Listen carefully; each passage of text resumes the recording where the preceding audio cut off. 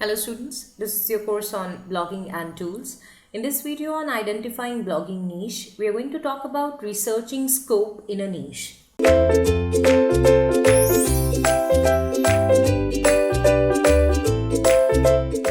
Up until now, we've been trying to understand what exactly a niche is and how you can explore a niche and determine whether it is the one about which you're passionate about to create a blog around. Now, once you have zeroed in on a particular niche or a particular area in which you want to create content, in which you want to establish a blog successfully, what you need to do is research the scope of the niche. Now, what is the meaning of scope? The scope of a blogging niche means defining, first of all, which all topics will be covered under the niche. So, a niche could be something as broad as marketing, and within that, you can then identify topics which you will cover under that broad niche of marketing. For instance, one particular way to treat this niche is when you start picking up different brands and discuss their marketing strategies on your blog. So the topics that will be covered on your blog would be the marketing strategy or the marketing activities being discussed for various brands. Another way to explore this particular niche is when you look at conceptual topics which are pertaining to the broad niche of marketing and write about that. So, what you need to do first of all is when you have selected a broad niche, identify the category of topics that you will cover under that particular niche in your blog, at least in the beginning few years, so that you have that clarity emerging out of the initial research that what to write about, what kind of content to create. Then what you need to figure out is how many blog posts can be created with the existing knowledge base. So whatever niche you have selected, there must already be some existing literature, some existing data, some existing information, some existing blogs or websites available on that particular topic, which you can then access to understand what existing target market that you want to capture is currently reading.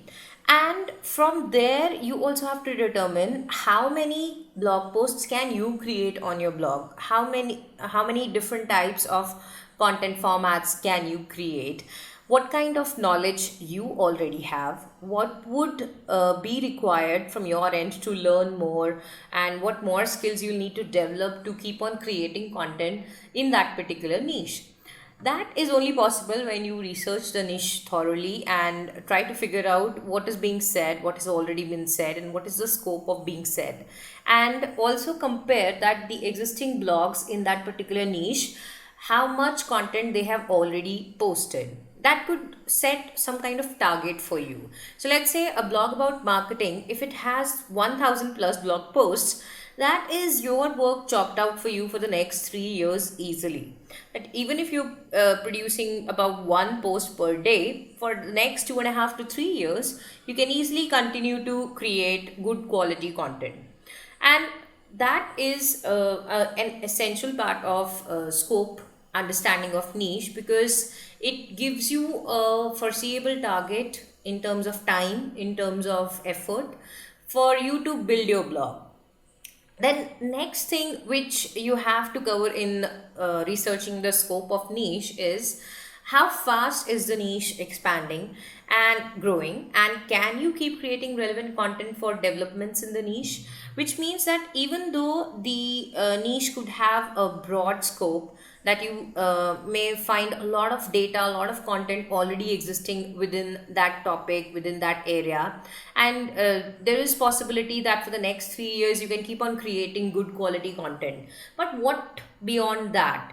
Is the niche that you have selected an alive niche? Is it an area which is changing? Is it expanding? Is it growing?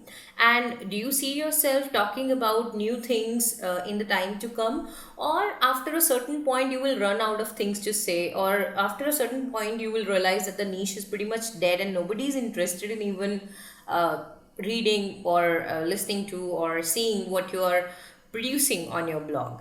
So it's important for you to ensure when you are researching the scope of a niche that it is alive, it is growing, and it has sufficient opportunities for you to keep on creating relevant, interesting, and enticing content for your readers. Then you also have to see how much can the blog grow and at what speed, which means when you are researching about the niche, you have to figure out that comparative blogs on the same niche, comparative sites, comparative content platforms on the same niche, what is the volume of visitors, what is the volume of readers do these platforms attract, and that can give you an indication how much can your blog grow. If you have selected a very broad niche like marketing, you will find competitor brands that would have readership in millions. But if you have selected a relatively smaller, particular, or a more defined kind of niche to create a blog around, let's say digital marketing or let's say social media marketing, you will see that the number of visitors would reduce, number or the market universe within which your blog can expand would become smaller, and that is purely because you are becoming more specific and less number of people would be interested in something so specific as compared to more number of people who would be interested in something which is of broader interest. Lastly, you have to also see what to what extent you can monetize the niche or the blog that you're creating within the niche. If what you're saying is of relevance to people, that means you can capture a good audience size, a good number of readership volume of customers visiting your blog in a few months or maybe in a few years. When that happens, does your niche also allow you to sell products or services, or perhaps create a platform where you can post display ads or participate in an affiliate program? If that is a target that you have in mind, if you're creating a blog to make money out of, then assessment of niche from this point of view is very important. If, however, you're not a personal blogger and you are learning blogging as a skill so that you can run a blog for a company, then this becomes less of a concern because monetization is usually one of the KPIs which is achieved by selling the products or services of the company on the blog. So you don't really have to worry about it. What you need to do while researching the scope of that niche is then ensure that all the top four categories, top four questions are sufficiently answered and you know what you are entering into. Now, to research the scope of a niche, what you can do in the very beginning is join social media communities and forums of selected niche. Some of the great starting points can be like Quora or Reddit, wherein you can join the subreddits or join the communities which are pertaining to that niche which you have selected. Explore the conversation threads which are happening on these communities or in these forums to understand the important topics within that niche, as well as participation of readers in the discussions. There could be certain topics which are being discussed more heavily and they have very high participation, and that could give you an indication that what you can start creating for your particular blog if you decide to continue with that niche. Then what you can do is you can identify broad keywords and conduct a keyword research. Now, you can use a tool like Google Keyword Planner if the organization, the company for which you are going to run the blog, if they've already invested in some keyword research tool, then you can use that also and find out keywords within the niche with most search volume. Although this is a relative kind of a study, what it can tell you is that within that niche, what are the most significant topics or most interesting topics for your target audience right now, and they can map out the next few months worth of content planning for you. So again, that gives you an understanding what is the scope within a niche and how much of it can you capture. Then what you can do next is you can find out the influencers and thought leaders in the niche and study their social media feed. It is although very similar to what you're doing when you are visiting social media communities and forums. However, A lot of the influencers and thought leaders are likely to have their own successful blogs. They're also likely to have very trending, very successful social media feeds, and maybe frequently microblogging about the niche that you are trying to enter into.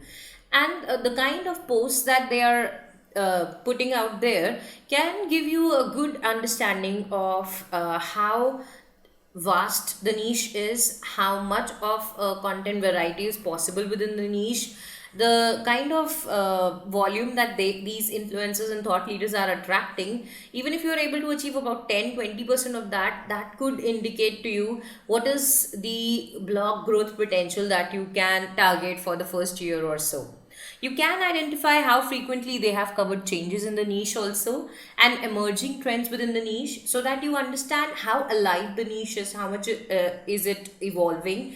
And of course, this is like an acid test to ensure that this is not a dead topic, a dead area that you have selected to build a blog around.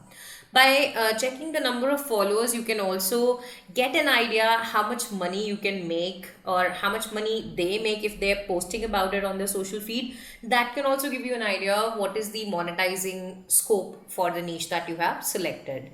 These three steps are something which every blogger should be doing, irrespective of whether they are planning to set up a personal blog or they are planning to run a blog for an organization or a client. So, what you need to do is be comfortable in the research phase and absorb yourself in the research process, so you know very well the niche that you are going to deal with eventually. So that's about researching the scope of niche. Next up, we'll talk about competitor analysis in a niche, which is like a supplementary step to better understand your niche. If you have studied your community that is active in the niche and your influencers and thought leaders, the next logical step is to see now what the competitors are doing and how you can emulate their best practices and fill the gaps that has been left out by them. And that's what we're going to do in the next session. Until then, thank you.